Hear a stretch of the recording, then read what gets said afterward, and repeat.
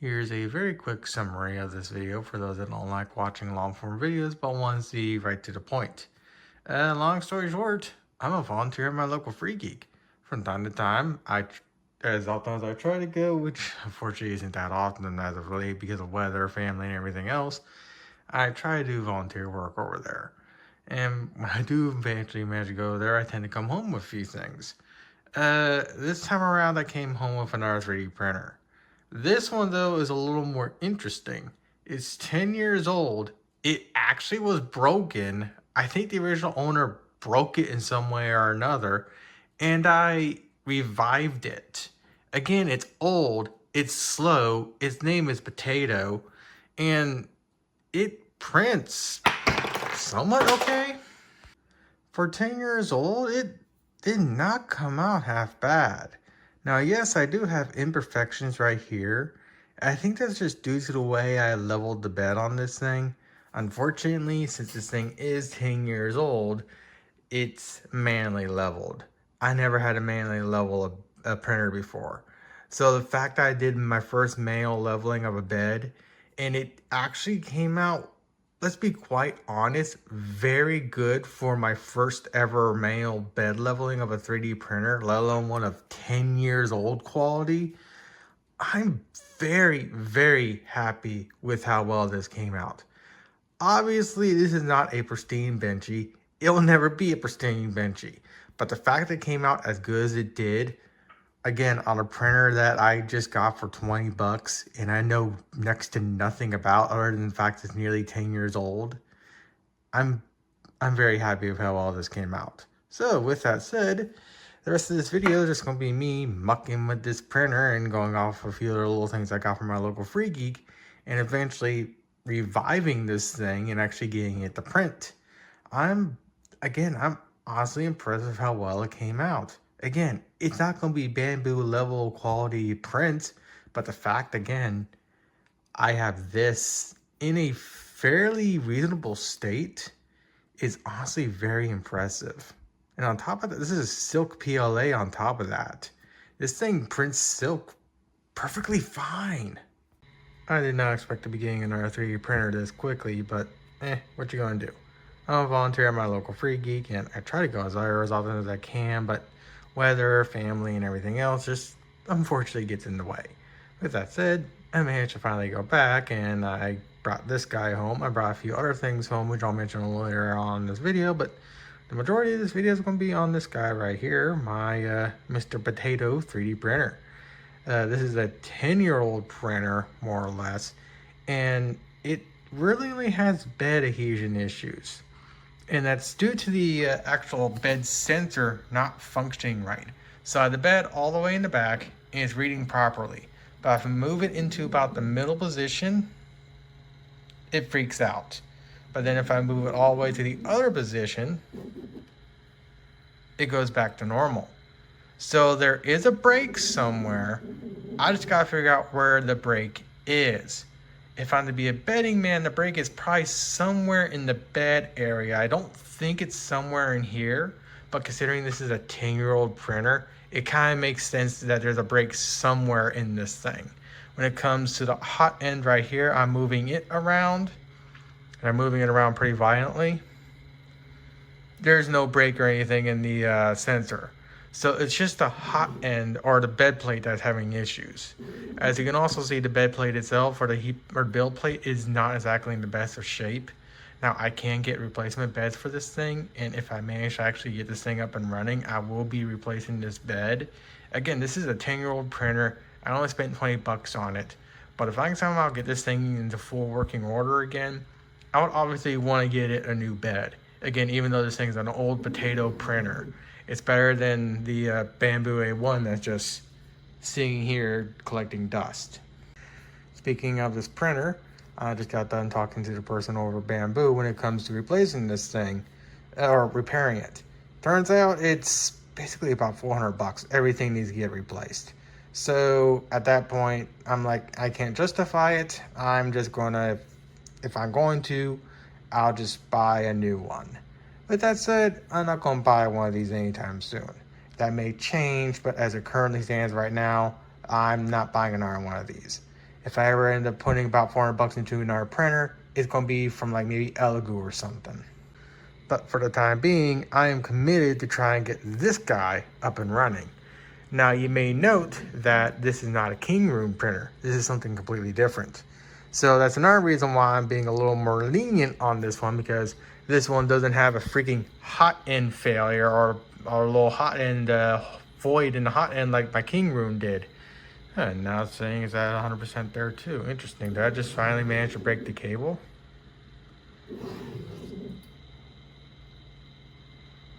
Oh, printer, you have issues.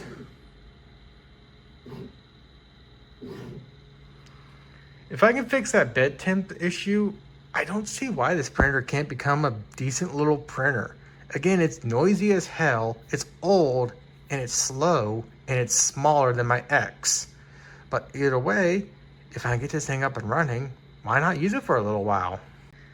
Obviously, I'm not going to be building anything life size on this thing anytime soon, but I can still print something on it if I manage to somehow revive it.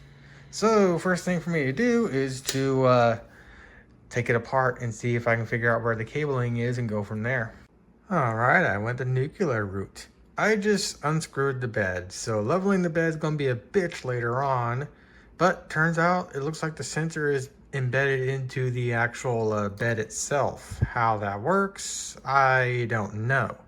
And when it comes to any other cabling for this thing, we got one cable that goes right through, that goes into here, and that's just for the little home switch right here on this side right here. So here's how this cabling, or here's how this bed works. Main power, and this is the sense cable. This sense cable is busted. It's probably busted somewhere in here. So I'm going to snip this end off. I'm going to find some cabling around my room that's around the same diameter. This is just a sense cable. It doesn't really need to be that big. And then I'm just going to resolder on the two parts and put everything kind of back together again and just fling this bed around and see if it maintains temps. And as long as it maintains temps as I'm flinging it around, then I'll be on to the next step of re-leveling the bed.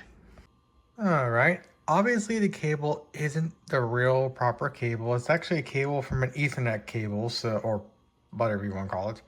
So it should be more than enough to at least let me know that everything works. And if it eventually fails again, I'll find something a little more flexible. But with that said, next step for me to do is to see if the temps actually stay consistent. So I'm going to plug this thing back in and muck with it off camera, because I really can't just hold camera and hold this thing and muck and do what I need to do to make sure everything works while recording a video. Alright, some time has passed. I feel like a complete and total fucking retard. I was having issues with the homing not working and the bed temp not temping. Turns out I flipped two of the little plugs. This plug goes here and this plug goes here. Obviously, since it was flipped, this one was over here and this one was over there. So when I went to home everything went to shit. And when it came to monitoring the temps, it wasn't displaying properly. I figured that out. I spent like 30 odd minutes mucking with this thing. I'm gonna do other things. I've learned from my A1 that at some point I just need to stop. Now, yes, I resolved the issue, but I need a break. This thing's a bitch. Well, first thing I'm going to do is I'm just going to see if it goes to temp. It says it's at 78. Now you're not really meant to do this. Yeah, it's getting hot. I can feel the bed getting hot, so we're doing good there. So once it gets to temp, I'm going to move the bed around and see if it does anything. So I'll come back in like, 3 minutes? Alright, that is more or less at temp. Here's the halfway point where it was giving me issues before.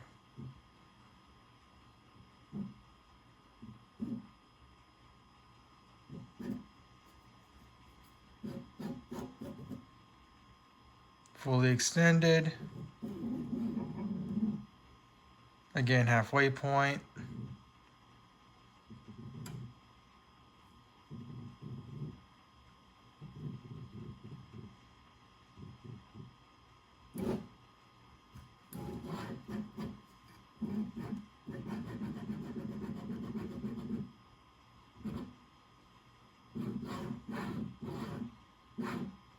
Alright, I have resolved the heat bed issues. So the next step is to level the bed. That's gonna suck. Now, with that said, I actually am going to be taking a bit of a break.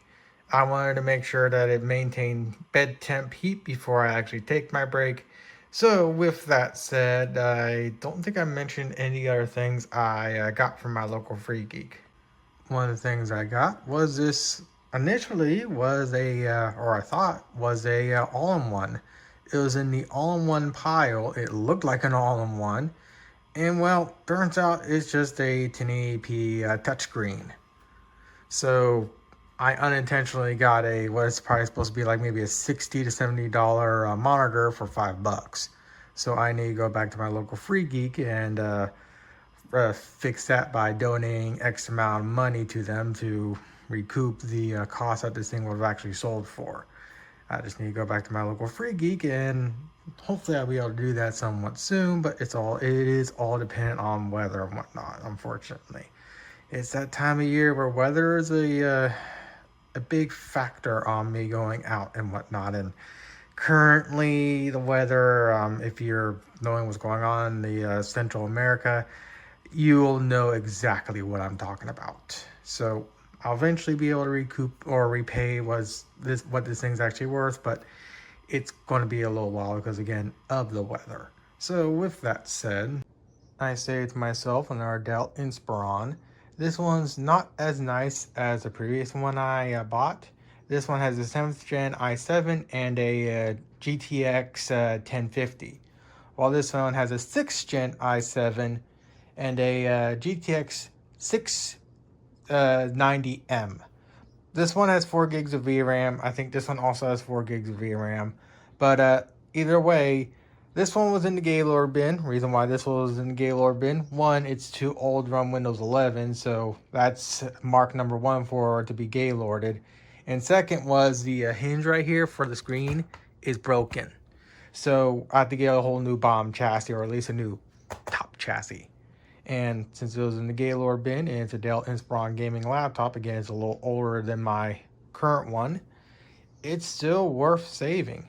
One of the nuisances on this one is it only works with this particular type of NVMe drive and not a normal one like this.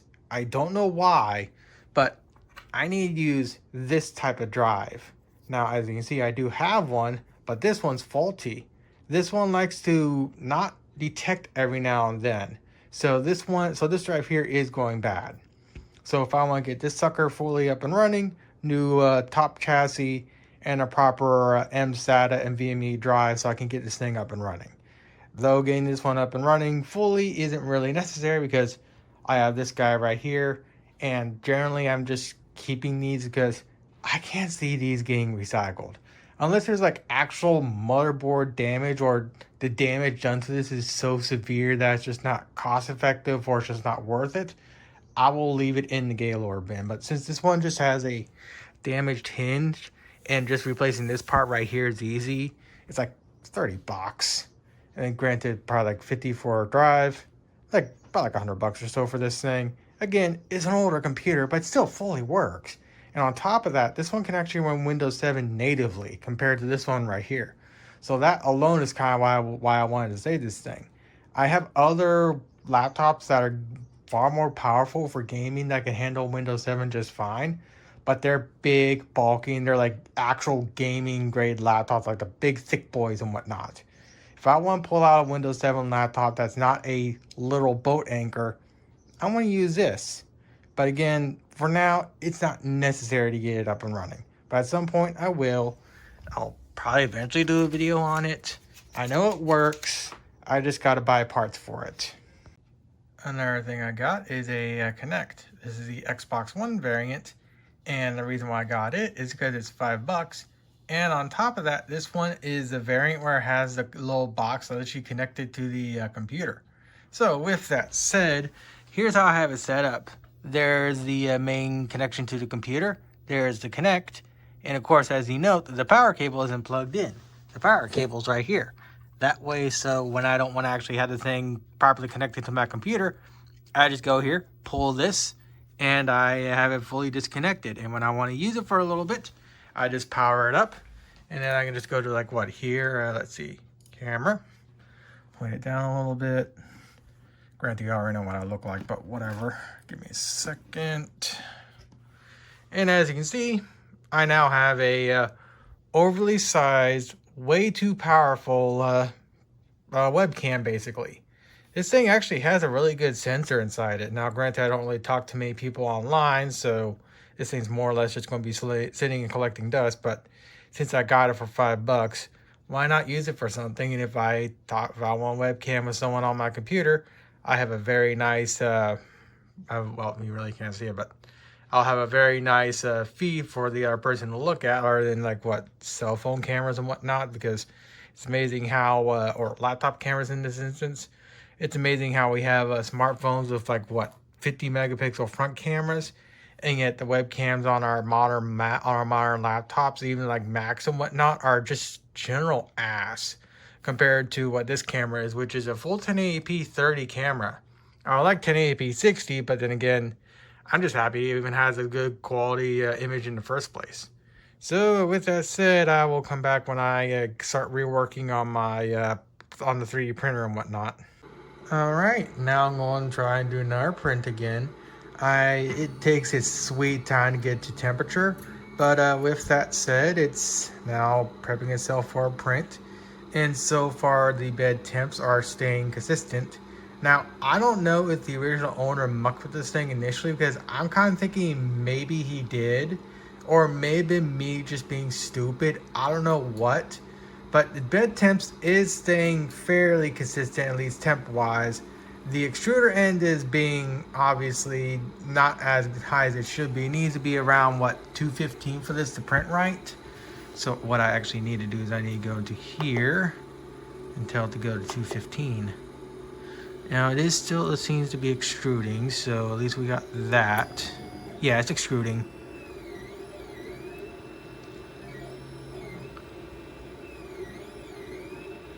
Oh, that's the cleanest brim I've seen yet out of this thing, so I guess I leveled it correctly.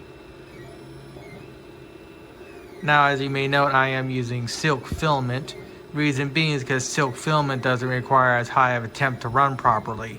Because this thing does have issues maintaining temperatures and whatnot. It is maintaining it for right now, but I am going to be monitoring this. More than likely what I'm going to do is this thing runs off a 12-volt source, which I kind of hope it does, but I don't think it will. If it does run off a 12-volt source, I'm going to take one of my desktop power supplies I have laying around and wire that up, because I know that will provide more than enough power to this thing to maintain temps. And as you can see, the temps are kind of not, yeah, I mean, temps are definitely not there, but it seems to be doing its job. It's just noisier than sin. So I'll just monitor this thing and see what happens. Here's the power supply. It is actually a 12-volt power supply. But it looks like the temps are kind of maintaining themselves. The hot end was very much all over the place. So again, I'm thinking maybe the original owner of this thing did something and, well, messed up the wiring and whatnot. So I'm guessing I somehow managed to fix everything, and it looks like I don't need to swap out that power supply. So with that also said, I'm not noticing any lifting currently. But again, this is kind of how I was acting prior to it just lifting, so I'll just monitor this thing and I'll report back every now and then. Alright, I'm about 18% in, and it's still printing completely fine. Oh, looks like that little slide that was giving me issues is not there anymore. But when it comes to this boat, I'm not expecting top tier quality Benchy. I'm just expecting a Benchy. Nothing crazy, but you can tell it's a Benchy. And so far, it is holding out. And that's exactly what I want it to do, is holding out. Now, yes, I'm giving this a cheaper way of doing it, or the easier way by doing it by using silk instead of just standard PLA Plus. But I want to use something that's a little more easier to print than just standard PLA Plus. That way, at the very least, I can see if this printer is actually going to function properly before I start going through the little more normal filaments that I have, because I have rolls that I can go through. Now, obviously, this ain't going to take 10 years to do just a simple print compared to my A1, but hey, at least I got something if this one fully makes it. Well, I got quite a bit more done, so I will come back when it's theoretically fully complete. Well, 2 hours and 30 minutes or so, I now have a Bodhi. So even though this thing is like, what, 10 years old, and I had to disassemble the bed, reassemble it, re-level it manually, I somehow managed to fully revive this printer. Now, with that said, I have no idea what its overall print quality is going to be like, but the fact that I'm even able to get a Benchy out of it in the first place, I'm very happy with. Now, again, obviously it's not 100%. It's very off on this side here, and I'm thinking it's just because I need to do more proper leveling. But again, for what is essentially my first print on this $20 printer, I am very, very happy with how well it came out. Obviously, there is, again, room for improvement, but the fact that I even have it in this state is, I'm more than happy.